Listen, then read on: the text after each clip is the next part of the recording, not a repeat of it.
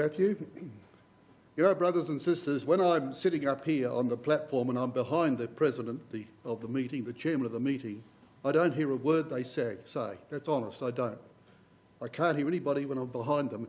But I did see a lot of broad smiles about something Matt said, and I suspect it may not have been altogether respectful. But anyway, I'll talk to him afterwards what he might have told you, because, you know, we all know Matt. We love him, though, anyway. Now, brothers and sisters, tonight, that says it all. That illustration says that's what Zechariah 9 is all about. It is a contrast between a man standing and a man that rode into Jerusalem on the foal of an ass. That is what Zechariah is all about. It's the ninth chapter. It's got 17 verses, and up to verse 8 is, of course, it outlines the conquests of Alexander the Great, that great Grecian leader of the army that just about conquered the world. And then the latter half of the prophecy, brothers and sisters, is one that's far, far, far greater than him or anyone that was ever born. It concerns the Lord Jesus Christ. And tonight we'll be dealing with the first 8 verses only, and we will be just skimming through that in a historical way. But I can tell you this, God willing, if we're here next time, you won't be lacking exposition in the latter half. There's some magnificent points in that latter half of this chapter. But I think we'll find it interesting tonight to follow through this chapter. Now you see over in verse 13, for example, it makes the point that Yahweh will raise up his bow and arrow against the sons of Greece, and of course he'll be fighting on behalf of the sons of Zion. And that verse tells us that there's the contrast between the king of Macedon, or of Greece, which was under his dominion then, and the king of Zion. So that verse, of course, verifies that interpretation. Now there's hardly a commentator worth his salt, whether they're in or out of the truth, that doesn't relate this first 8 verses to Alexander the Great, because it's so plain. And you say, well, that's good, isn't it? It's very plain. Especially it's good, brothers and sisters, when you consider it didn't happen until 200 years after Zechariah. And that, of course, is consistent with the other expositions of the word in a historical sense, that this book is absolutely magnificent. 200 years before Alexander appeared on the scene, here we're being told exactly what he's going to do as he makes his way down the Middle East, and especially into Egypt, and right across to the river Indus. So that's what this chapter is all about. Now, here are the divisions of this chapter. It's the triumphant march of the brutal king of Greece. And he was a brutal king. There's no doubt about that. Then we have the triumphal entry into Jerusalem of the merciful king of Israel. And there's the great contrast that we will see tonight, brothers and sisters. And the latter section, verses 12 to 17, is the struggle of the Maccabees, which are typical of Israel's ultimate victory. And they were the ones that were confronted, of course, by the Greeks in the days of the Maccabees, before the Roman Empire came along the scene. The Greeks were in control, and the Maccabees fought the Greeks. And so there is a little cameo in the last few verses of this chapter about that, to illustrate the point that the rest of the chapter is making. So that's what it is all about. And as I say, that prophecy was 355 years from BC 520 to the Maccabean period of BC 165, and 200 years before the time of Alexander. So that makes it a remarkable prophecy, brothers and sisters, a remarkable prophecy indeed. And as I say, there's not too many commentators who don't make that point. And we're going to see in this chapter, brothers and sisters, a vivid contrast. And that's what it's all about, a vivid contrast. It's deliberately set up here to show us that. And when of course, it might not give us all the details of that contrast in these verses, but when you go through the history of Alexander the Great and the Grecian Empire which he established, it's an enormous contrast, really an enormous contrast. You've got a haughty emperor, you've got the humble servant of God. You've got a man that left a trail of death, and you've got a man that came to raise and save some of the dead. You've got a man that rode a high-spirited steed. You've got a man that rode upon the foal of an ass. Now that high-spirited steed actually itself made history. Bucephalus was the name of his horse.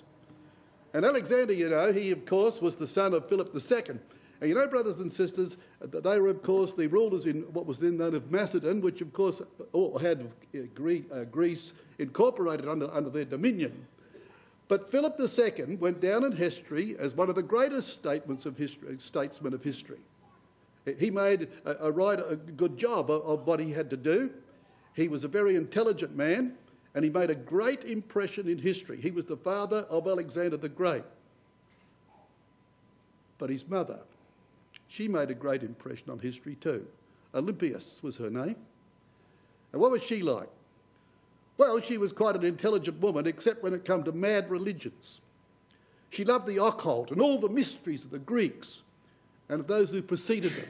And she had these weird ideas and weird beliefs about what was going to happen and all these gods many and lords many that she worshipped. She was a right fool, really. And she made things difficult, of course, for Philip during the course of his reign. And Alexander got in his veins both mother and father. His life blossomed out, brothers and sisters, exactly as you would expect. He rode that stallion with the brilliance of his father, and yet he had moments where he was just with the madness of his mother. He got carried away with all the mysterious things of the gods of the underworld and so on. He was just a right old product of both father and mother. Now this horse he rode, Bucephalus, no one could ever ride it. This is what the history records of it. You find it in many places recorded like this, that no one could ride this thing. It was a black stallion, fierce as they come. No one had ever put their leg over it.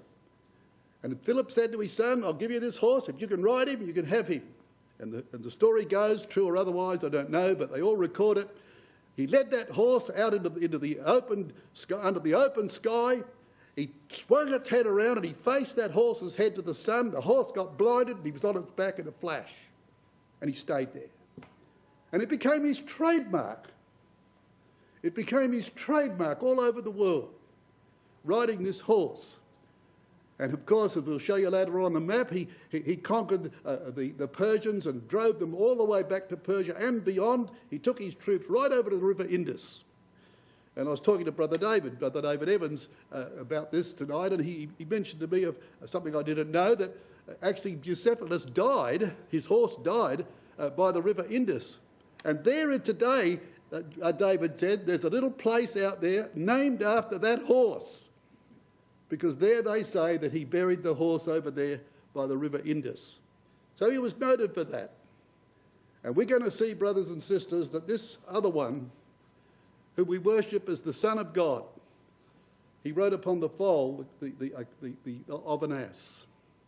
And we're going to see that's his trademark. Oh, there's some beautiful scripture in relation to that. We're going to see that goes way back to Genesis 49. And we're going to see, brothers and sisters, that became his trademark. The humble animal, the beast of burden, that plods along with its head down and bowed, almost as a symbol of humility, doing all, of course, if it's trained properly, doing all that its master wants it to do. And what a tremendous contrast, not only between the two men, but between the animals they rode. One was a ruthless oppressor. We know the other one is a man full of grace and of mercy. One established a temporary empire, brothers and sisters. The other one will set up an eternal realm upon this earth. One was humbled outside of Jerusalem. We're going to see that. He got off of that horse and humbled himself outside of Jerusalem in a remarkable fashion, which is recorded again in history as one of the most quaint things that ever was recorded about Alexander, which was completely out of fashion of him. But he got off that steed outside Jerusalem, as we will see later on, and was humbled outside that city. And we're going to see the other one, of course, in the latter part, being honoured as he entered that city. And Alexander died in shame at the age of 33. They say he was an alcoholic. He murdered one of his very, very close friends that he dearly loved in a drunken orgy and lived to regret it for the rest of his life. And he died at the age of 33. Isn't that interesting? And we've got a man that was crucified at the age of 33, brothers and sisters, not dying in shame, though he did have to do that in a sense because he had to demonstrate that flesh is of no value, and he had that flesh. But he died as a humble, glorious man. And he did it, brothers and sisters, not to kill anybody, but to save them. There was a terrific contrast between these two. Alexander died in Babylon. Couldn't have died in a fitter place. And Jesus was crucified outside Jerusalem. He left no heir. He had no progeny, no sons to succeed him. The other man established conditions, brothers and sisters, for many heirs, millions of them. Over the period of time that the truth has been out there, right back to Abel, this man established a condition for all of us to become heirs of that kingdom. And when Alexander died, you know what he said? He wrote in his orders for the future, he was to be taken. He said, who's going to take the kingdom? The strongest. The strongest. So the message, of course, was there written for all those who wanted to aspire to the leadership of the army and so forth when Alexander left the scene. But everyone had to prove who was the strongest. Well, everyone's going to be in the kingdom, brothers and sisters. They're going to have to prove they're as humble like the man that rode that donkey. It's a great difference, isn't it? So they're the contrasts, brothers and sisters, that existed between these two. Uncle Peirce wrote this in the beginning of his book on Zechariah. He, of course, like all the others, he saw the chapter very clearly as being a contrast between a human conqueror or a divine prince of peace. There is an obvious break, he says, in Zechariah's prophecy at chapter 9. Though no date is given, it seems that the work of the temple must have been completed. And in view of this, a new series of visions relating to the time of the end engages the attention of the prophet. In this chapter, the proud and haughty Greek warrior, Alexander the Great, as an instrument in the hands of Yahweh to effect his purpose, is contrasted with the humble, though all-powerful king of the Jews. The former was ruthless in power, the latter full of grace and mercy. The former rode pompously against Jerusalem on a high-spirited steed. The latter entered the city upon an ass. The former was humbled outside the city walls. The latter was applauded and honoured as he entered its precincts. And so that, brothers and sisters, is the way we introduce this section of the prophecy of Zechariah. Now let's have a look how it starts. We're only going to deal with the first 8 verses, as we've said. Starts off by talking about a burden. It's a burden of the word, brothers and sisters. You know, the word means that. It does mean that. It means it's weighty, it's heavy. So this word is a very heavy word, brothers and sisters. It's going to fall very heavily upon the sons of Greece. That's what it's about.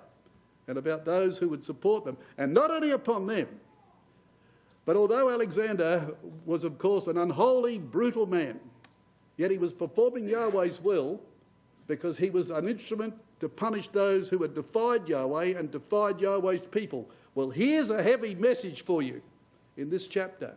A very heavy message is coming as far as they're concerned.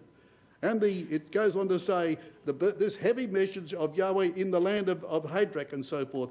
The RSV puts it upon the land. So that this burden is going to fall upon this land, brothers and sisters. It's going to fall upon this land. It's going to go up towards Damascus, and it's going to go up towards Hadrach here, which is, of course, bordering Damascus. So we're going to have a look, therefore, how that came into that area. Now here is the march of Alexander the Great. That pink part of the map, of course, is the extent of his kingdom. And of course it all started here in the Battle of Granicus, BC 334. Crossing the Hellespont, which of course the Dardanelles they call it today, he landed over there in Asia Minor. And he's going to finish, brothers and sisters, right over by the River Indus in India, in a very swift campaign, a brilliant campaign. He was a master tactician. that there are the arts of warfare. Many have learned from him. Of course, modern warfare is completely different. But from his day, brothers and sisters, he formulated that the arts of war like had never been seen. He was absolutely... No one could beat him. And he beat superior armies, vastly superior in number to him. He just slaughtered them in no time. A very swift campaign. And when you read about the Grecian Empire and the four-winged leopard, brothers and sisters, and the leopard that speeds over the ground, and it says it went right across the whole world and beyond that, as in the prophecy of Daniel. Well, that's exhibited in the work here of Alexander the Great. There were three great battles, or many others, of course, but three decisive battles, and this was the first one. And at the Battle of Granicus there, right on the edge of Asia Minor, he defeated a huge Persian army, and Asia was opened up before him. Well, from there, brothers and sisters, he says, as the prophecy said, he went into Damascus in BC 333, the Battle of Isis there. He went into that area, and again, of course, victory was his. And from there, he went into Egypt. And in BC 332, he's down there in Egypt. You can see that these are big campaigns. It doesn't take all that time to travel that distance. But you can travel that distance when you're facing an enormous Persian army. This is rapid progress, brothers and sisters. This is big progress because he's planting his name all over the place as he goes. When he got into Egypt, of course, he named the city of Alexandria. And there are literally dozens of cities called Alexandria all over his realm in his day. He had them all over the place to tell everybody, I've been here and I've been there and I've been everywhere else. So he left his mark in the name of those cities. And it was here in Egypt, brothers and sisters, that his mother's attributes came to the fore. This is what the encyclopedia says that happened in Egypt. In the spring of 331, Alexander made a pilgrimage to the great temple and oracle of Ammon-Ra, Egyptian god of the sun, whom the Greeks identified with Zeus, which of course is the major deity. The earlier Egyptian pharaohs were believed to be sons of Ammon-Ra, and Alexander, the new ruler of Egypt, wanted the god to acknowledge him as his son. The pilgrimage apparently was successful, and it may have confirmed him in a belief of his own divine origin. And Alexander was seen to be a very religious man in Egypt because he went out to the shrine and he requested of the god that he would be his son. And now he went away with dreams of grandeur that took him way beyond this world, brothers and sisters. And there's his mother. That was what she was like. Well, that was the end of that situation. This last battle, the third battle here in BC 331, was the one, of course, where Darius shot off the north. He galloped off and left all his family, his wives, his children, his troops, and bolted off into the blue. And it was all over by the shouting, and there was still a lot to go. And that was the battle, of course, that took then the extent of the conquest right over here to the river Indus in Egypt. By the way, he paid a heavy price for that, brothers and sisters. And by the time he got there, the heavy price he paid was not so much of any defeat. He didn't have any defeats. And he didn't lose too many men. It was remarkable, they say, the fact that not many of the Greek troops were lost because of his brilliance. But they were worn out. His poor old horse died there. And they were worn out, brothers and sisters, and they'd had it. And some of them, of course, revolted at this point and said, we ain't going any further beyond that river. And yet he had to make his way back, and that wasn't altogether successful either because they were undernourished, they were tired, they were worn out, brothers and sisters, with those campaigns. And you can just imagine, you know, the four-winged leopard of the Grecian Empire, the two mountains of brass. You just see how that tremendous empire was built so quickly and with such brilliant victories, one after the other. And of course, the world was struck with horror at his progress. But Yahweh didn't take him any further than that. And at the age of 33, he's dead in Babylon. Isn't that interesting? And so this fellow, who's the great and powerful champion of the Greeks, is gone. And we know, brothers and sisters, that Yahweh rules in the kingdoms of men. He'd set him out a time frame, and I don't think it's coincidence that he was 33 years of age. That's why he's in that chapter with the other man. Isn't that brilliant? You think of it, isn't that brilliant? So at the right time, Yahweh just struck him down and he's gone. He had a fever, they reckon it was after a drunken orgy, and he was gone.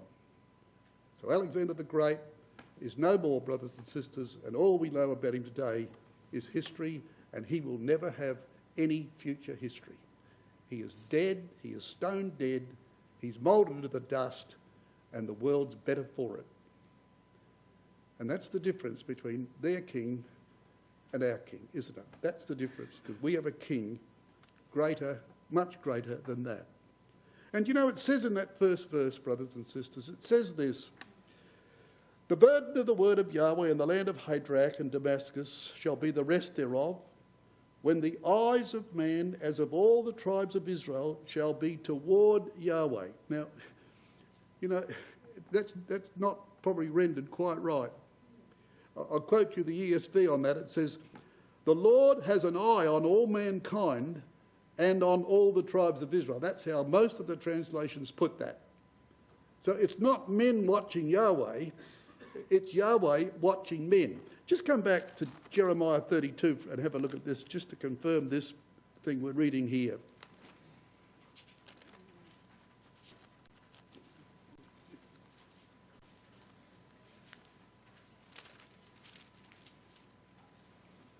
Look what it says in Jeremiah chapter 32 and verse 19. It says this: great in counsel and mighty in work, for thine eyes are open upon all the ways of the sons of men, to give every one according to his ways and according to the fruit of his doings. And that's basically the meaning of those words in Zechariah. The Lord has an eye on all mankind, and he's got an eye on Israel, brothers and sisters. And you know, as we traverse history now, the present history, we're part of it, brothers and sisters.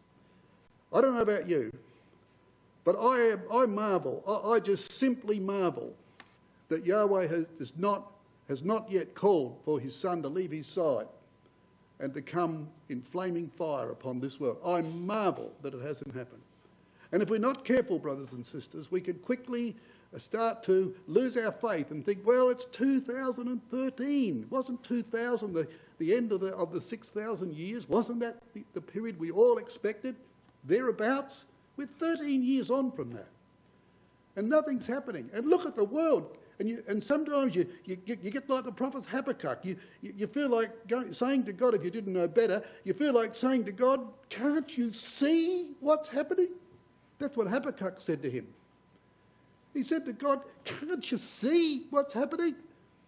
Yahweh said, yes. And Habakkuk, what was Habakkuk's problem? It wasn't the Gentiles, his own people. His own people were in apostasy, and he was disgusted with them. And he said to Yahweh, the God of Israel, that people, he said, can't you see what they're doing? Yeah. God said, I can. What are you going to do about it? Well, the answer Habakkuk got was, I'm going to bring the Babylonians in. You can't do that. Says Habakkuk, because we're more righteous than them. That was his response. And you know, if we're not careful, brothers and sisters, we probably won't fall into that latter era, but we can fall into the era of thinking, well, is it all true? I mean, 2013, look at the world. I mean, Jesus said, as it was in the days of Noah and Lot, and we say we're like the days of Lot. Well, I reckon we've gone past the days of Lot. I don't read in the book of Genesis that they brought a man and a woman together at the wedding table. I don't read that. I think we've gone beyond that, and we just think, well, what on earth is happening? But that verse says this: Yahweh's eyes are on all those nations. He knows all about it, brothers and sisters. It's all under control, and when it happens, wow. It will happen with such rapidity and with such devastation that the world would have never, ever, ever contemplated, brothers and sisters. He will deal with it.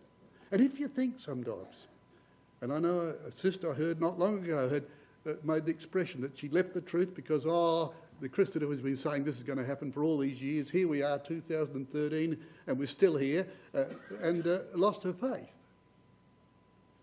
That's why Jesus told the parable about, you know, the nobleman and so forth going into a far country and his servant saying, "My Lord delayeth his coming." Well, we would, you know, when you look at it and read that as it stands, I suppose that we would expect a delay as we see it. If it had come in the year 2000, we'd all said, yeah, but he didn't. And now that we might be in danger of saying, "My Lord delayeth his coming." Why did the Lord say that? Why did he put that in that parable if that sort of thing wasn't going to happen? So don't lose our faith, brothers and sisters, because it's going to happen for sure. And we've got written in the earth an absolute guarantee of that every eye can see. You just got to pick up a map and look at a tiny little strip of land called Israel. And I pray daily, brothers and sisters, to thank God for Israel. It is the only tangible proof, tangible in that sense, that we've got. But what a proof it is.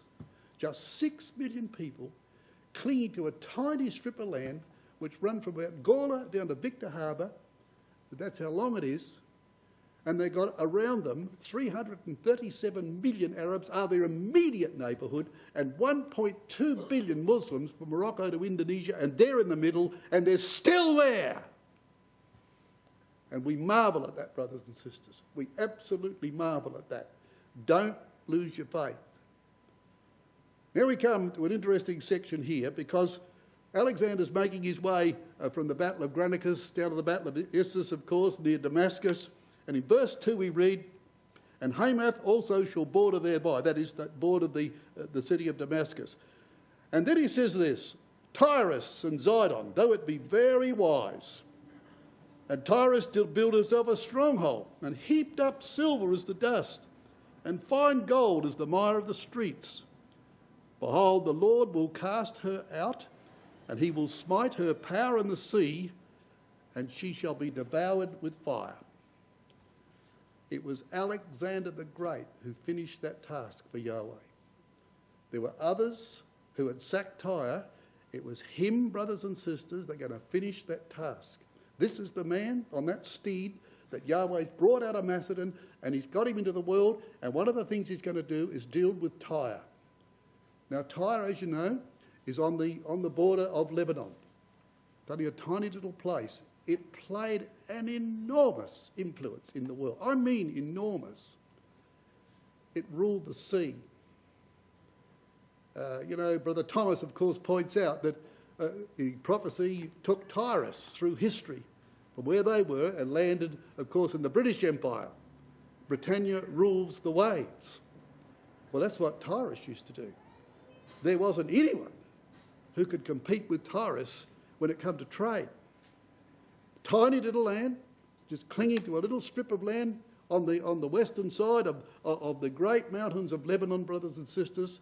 Just a few strips of land up there. They largely rely on other parts of the world to supply their food stuff because there's not enough land to grow it. But in these days, they were absolutely masters of the sea. And that little nation, it was almost an island kingdom, just an island kingdom. That little island kingdom, like Britain, a little island kingdom, ruled the waves. Britain may not do that today, but she certainly did. When she joined up with the East India Company and so forth and spread her empire around the world, she was unmatched on the sea. Well, Tyrus is going to be dealt with. And the Bible has a lot to say about Tyrus.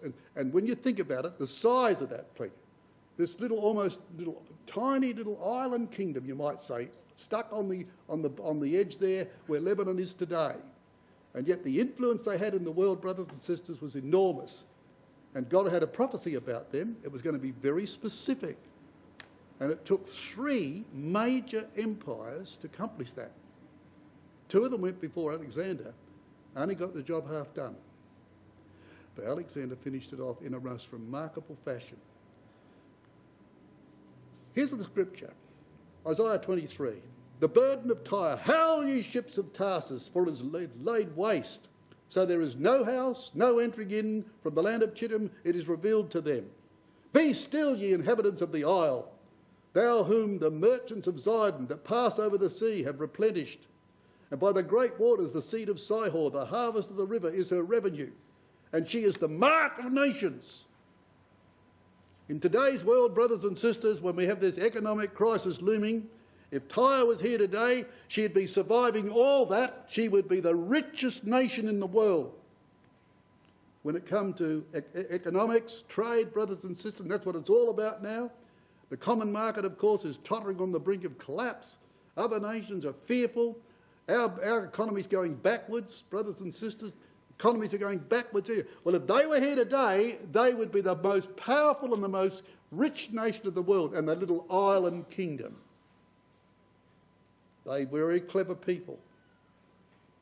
Even David found, or Solomon rather, when he took over from his father David to build his temple, he found the son of a woman of the daughters of Dan, and his father was a man of Tyre, skillful in gold, in work of gold, and in silver, in brass, in iron, in stone, and in timber, in purple and blue, and fine linen, and in crimson. That sounds like Revelation chapter 19, doesn't it? Or chapter 18, is it? Or all what Rome was noted for. Well, this is what this crowd's noted for. This man, he's in everything. And he can do this. He's a cunning man. With the cunning men of the Lord, of my Lord David thy father, he would help build Solomon's temple. That came from Tyre. A merchant of many isles. They're all listed in Ezekiel 27. You know, we say, you hear on the radio, when they're talking about the economic slide or whatever it might be, they say, well, Japan is our biggest trading partner. Well, that's just one country. But look at that. And they're not listed as just little ancillaries. They are major trading depots. And all of them working through Tyre. So Ezekiel, in that 27th chapter, lists all them. Incredible, isn't it? It's a proud city of very brothers and sisters. And say unto Tyre, O thou that art situated at the entry of the sea, which art a merchant of the people for many isles, thus saith the Lord Yahweh, O Tyrus, thou hast said, I am perfect in beauty. And you can hear, brothers and sisters, the resounding praise of one nation or another that pats themselves on the back. And they try and, of course, tell the people of all their great successes, that everyone will vote for them, and what we've done for the country, and all this garbage you hear. And the sum result is we're going down the gurgler. But they pat them, but these people had a right to do that in a worldly sense. They were situate in a situation there, a tiny little outlet into the Mediterranean, brothers and sisters, that the whole world chained to them. Incredible. Incredible what the Bible says about Tyre. And there is an example of it. Perfect in beauty. Behold, thou art wiser than Daniel. Zechariah mentions here, doesn't he? He says they were wise. And Tyrus did build herself a stronghold and heap dust and silver, though it be very wise. Well, it's noted for that in Ezekiel too. You're wiser than Daniel. There's no secret that they can hide from thee. With thy wisdom, with thine understanding, thou hast gotten thee riches, and hast gotten gold and silver into thy treasures. By thy great wisdom, and by thy traffic hast thou increased thy riches, and thine heart is lifted up because of thy riches. Doesn't that echo some of the nations we know about? The United States of America, Germany, Great Britain, and other countries, telling the whole world how wonderful they are, brothers and sisters.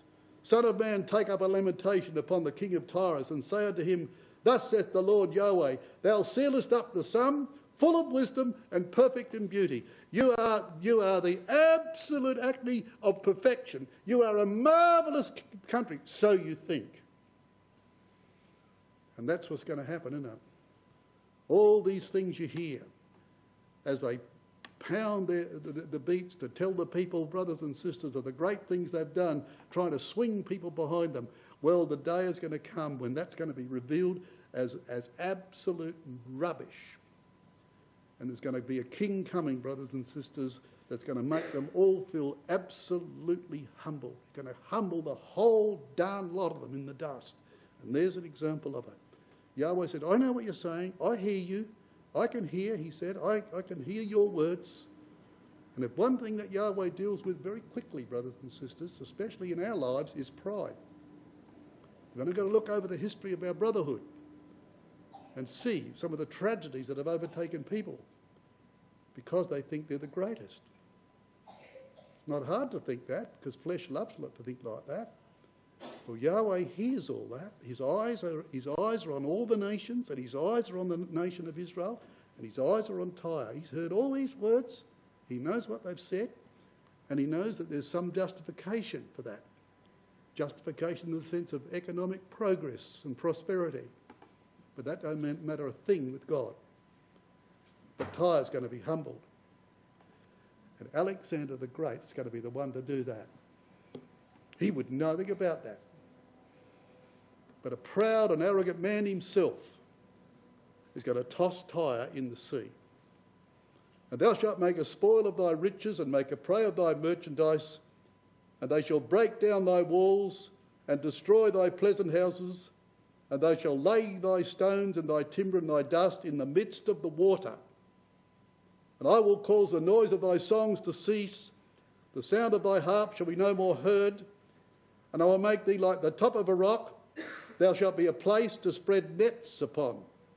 Thou shalt be built no more, for I, Yahweh, have spoken it, saith the Lord Yahweh. And if my memory serves me correct, it was Uncle Percy's father, Pup Mansfield, who actually saw men spreading their nets on the ruins of Tyre, which are out there in the Mediterranean. And Alexander did that. So this proud, haughty conqueror, with grandiose ideas about himself being not only a great general in the field of battle, not only the king of the Grecian Empire, but the son of Zeus, the son of the greatest God. And there's another man in that chapter that's the son. He really is the son of the greatest God. But Alexander didn't know that. And yet there he is, just a pawn in the hands of Yahweh to fulfill that prophecy. The overthrow of Tyre, this is how it happened. BC 727 to 722 was overthrown by the Assyrians. But though the city was destroyed after a 5-year siege, note that, that's why I got that in a different colour, the Tyrians escaped to an offshore island. So when the Assyrians finally gave up, because they couldn't cross that distance across there, about a kilometre out, there was this little island. The Tyrians just went out there, brothers, with their ships, and people did attempt to go out there, but when they got out in the water, when you're in the water, you got no match for the Tyrians. And so the Assyrians just gave up after heavy losses, unable to get near that island, because if nothing else, they were the masters of the sea. Well, that happened in those years. In BC 500 to BC from 574, again the city was destroyed by the Babylonians after a 13-year siege. The ruins of the city left, but Tyrus again escaped to the offshore island. 5 years, 13 years, still there. Just get in your boats, come to Australia and you'll be all right. Get in your boats and go across this little island out here, everything's going to be okay. And it was. They just waited for the enemy to lose patience and walk away and leave the place. Back they go and rebuild. Plenty of money. There'll be no lack of that. But that prophecy of Ezekiel's got to be fulfilled, doesn't it? BC 332. Alexander the Great overthrew the city, a siege of just 5 months. And he did it by casting the ruins of the city into the sea to build a causeway to the offshore island, and he fulfilled the prophecy of Ezekiel 36. He literally threw her in the sea, and that's what Ezekiel said would happen. He put his thousands of troops to work, brothers and sisters. They smashed that city to pieces, broke it all up, and threw it in the sea. And they made a causeway of it. Now there's Tyre sitting out there in the sea, in that island. That's what Ezekiel says. We'll read it again. And I will make thee like the top of a rock. Thou shalt to spread nets upon. Thou shalt be built no more. For I, Yahweh, have spoken it, saith the Lord Yahweh. Thus saith the Lord Yahweh to Tyrus, shall not the isle shake at the sound of thy fall, when the wounded cry, when the slaughter is made in the midst of thee? Your day is coming, Tyre, and it came. And you imagine the consternation, brothers and sisters, as they saw this huge army, thousands of men lumping the boulders and the broken material of the city. And by the way, a lot of cedars went in there, they say. They would have perished by now, but a lot of cedars went into that causeway. And they would have been the ones, of course, the same timber, of course, that Tyre was famous for, they sent down to Solomon. And, of course, Alexander's troop carted off those big beams. In they went, brothers and sisters, and they built this thing. And today, men draw their nets over some of those ruins. Here's a little pictorial illustration of it. There's the causeway there, brothers and sisters. 200 feet wide, says that's the old measurement, about 60 metres, and just under a kilometre long.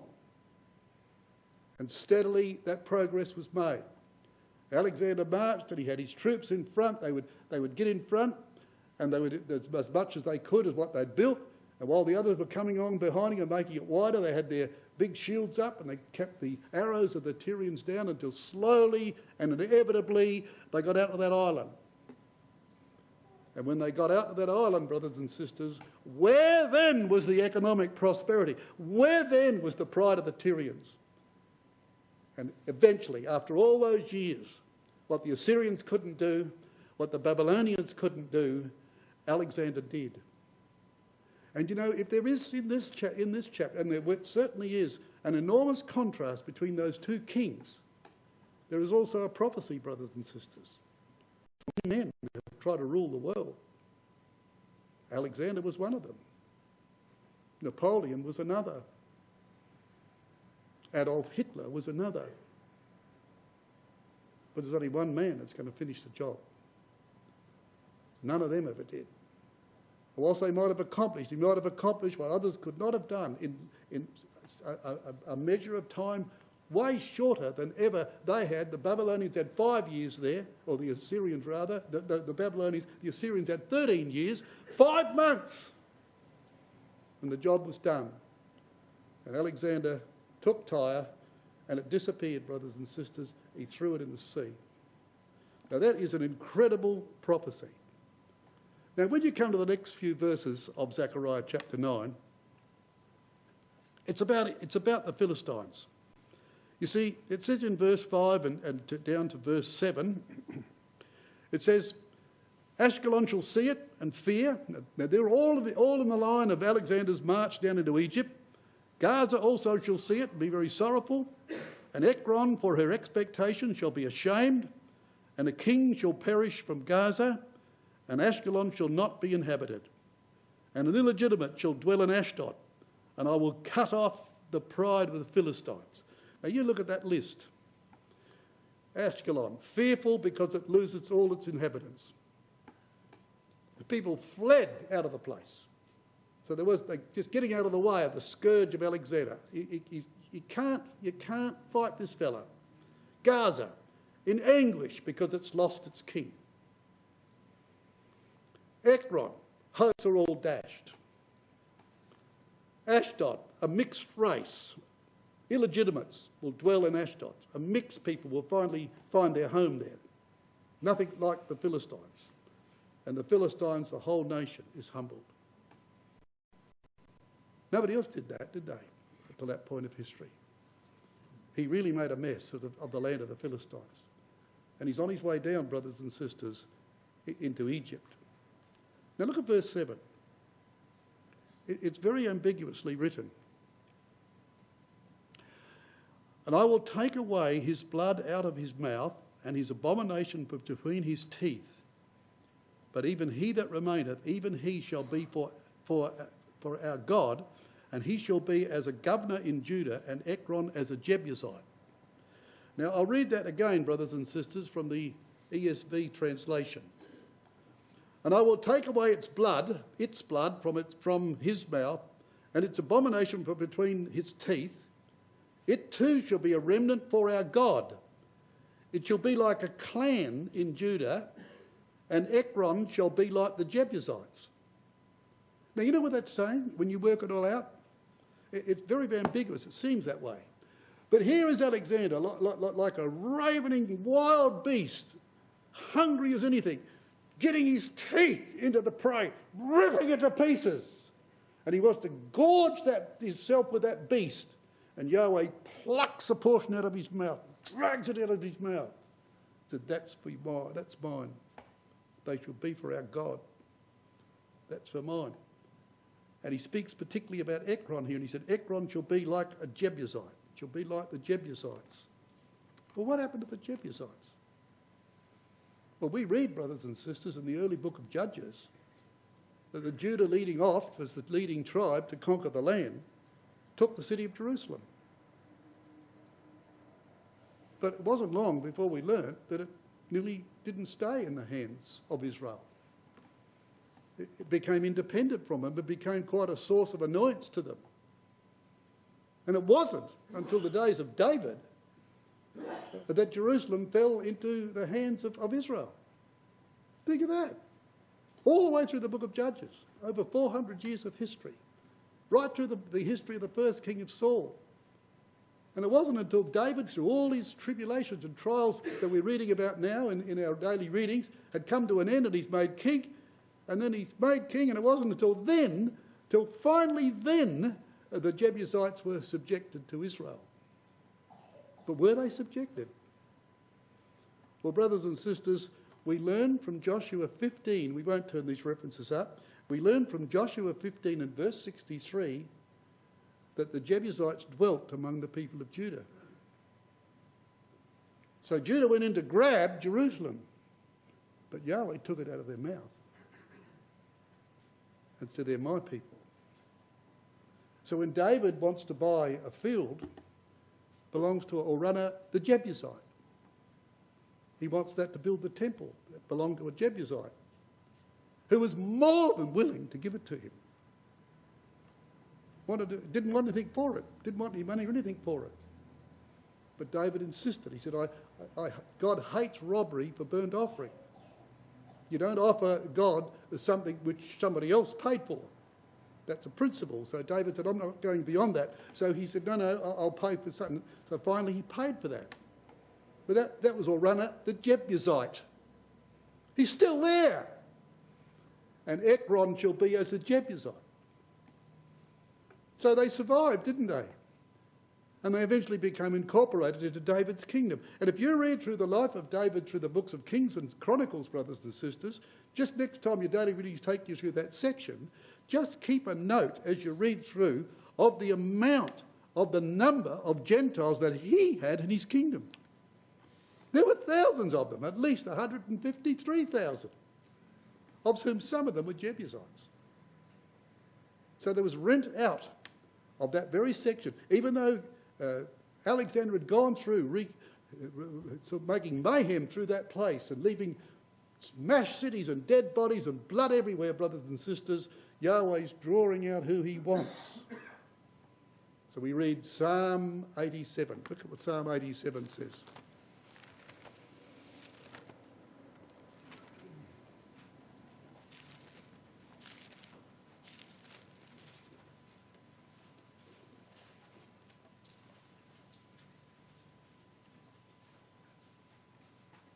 Psalm 87, his foundation is in the holy mountains.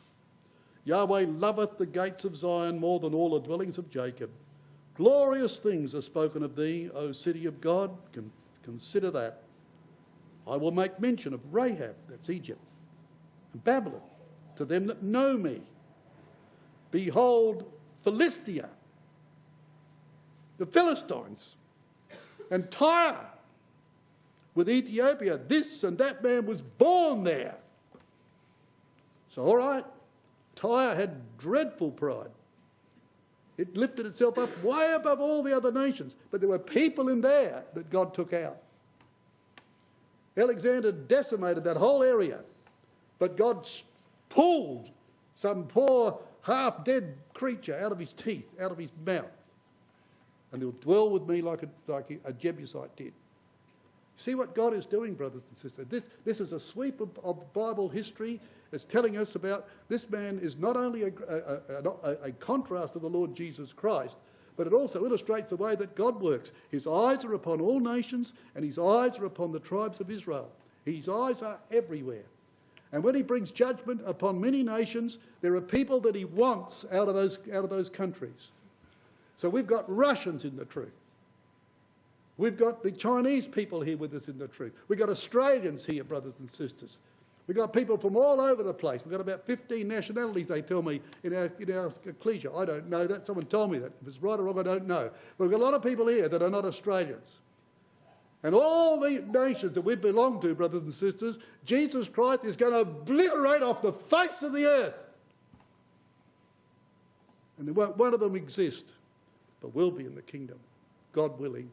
God be thanked, we be in the kingdom by his grace, because he's plucked people out from all those situations. So he may be leading Alexander down there. Alexander's leading a trail of wreckage behind him. But out of those little places where he wants them to come, he's picking those people out of his teeth.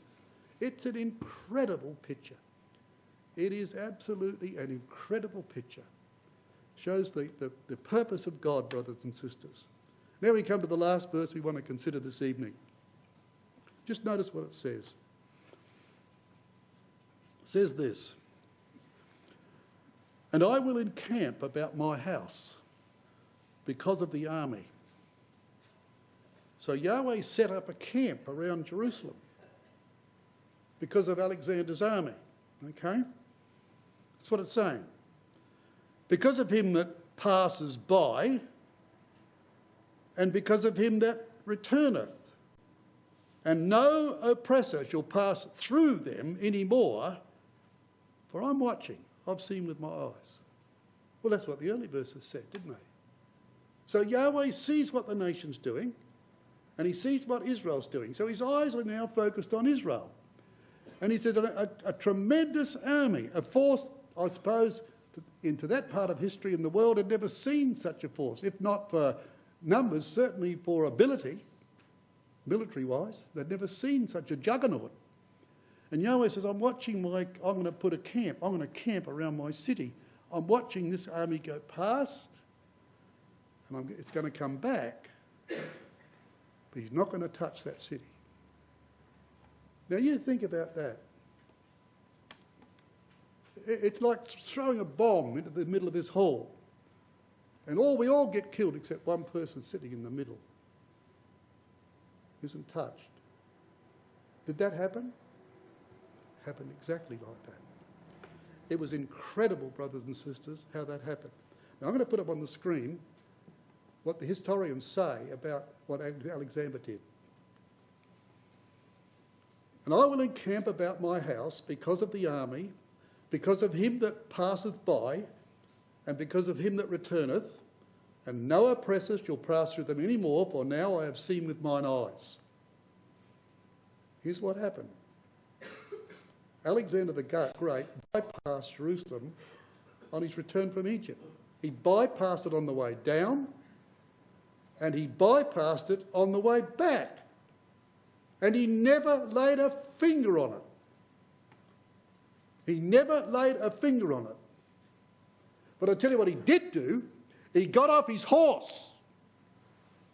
He didn't do that anywhere else in those campaigns. He wouldn't have been, he would never ever humiliate himself like that.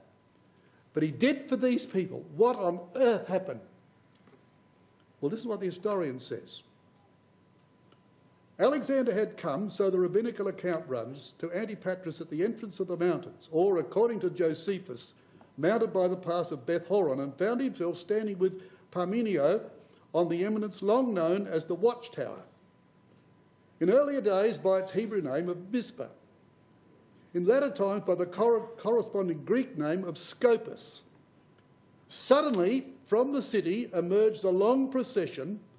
The whole population streamed out, dressed in white, the priestly tribe in their white robes, the high priest, apparently the chief authority in the place, in purple and gold attire, his turban on his head bearing the golden plate on which was inscribed the ineffable name of Yahweh.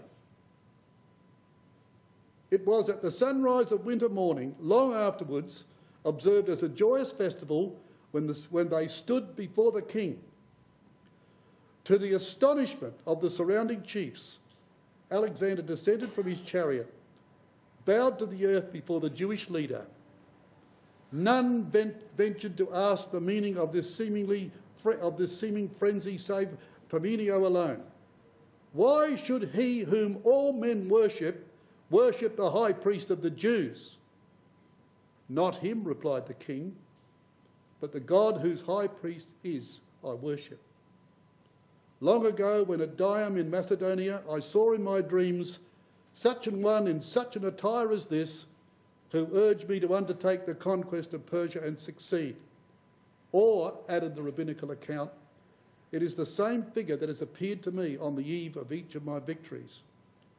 Hand in hand with the high priest and with a priestly tribe running by his side, he entered the sacred enclosure and offered the usual sacrifice. Saw with pleasure the indication of the rise of the Grecian Empire in the prophetic books, granted free use of their ancestral laws, and especially the year of Jubilee, inaugurated so solemnly 100 years before under Nehemiah, promised to befriend the Jewish settlements of Babylonia and Media, and invited any who were disposed to serve in his army with the preservation of their sacred customs.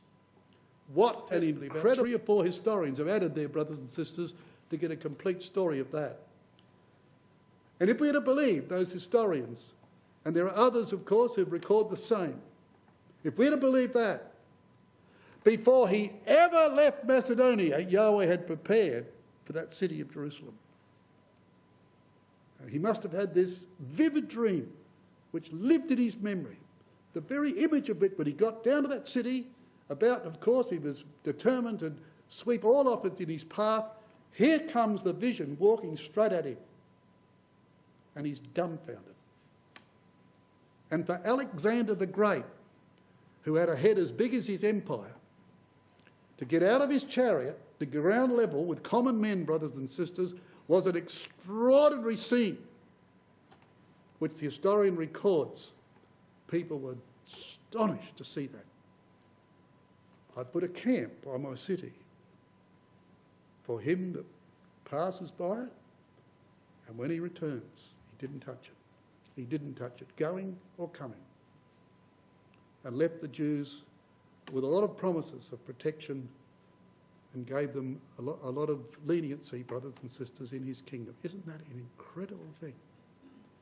So you see, those are the first 8 verses. The scene now set, brothers and sisters, for another king to come.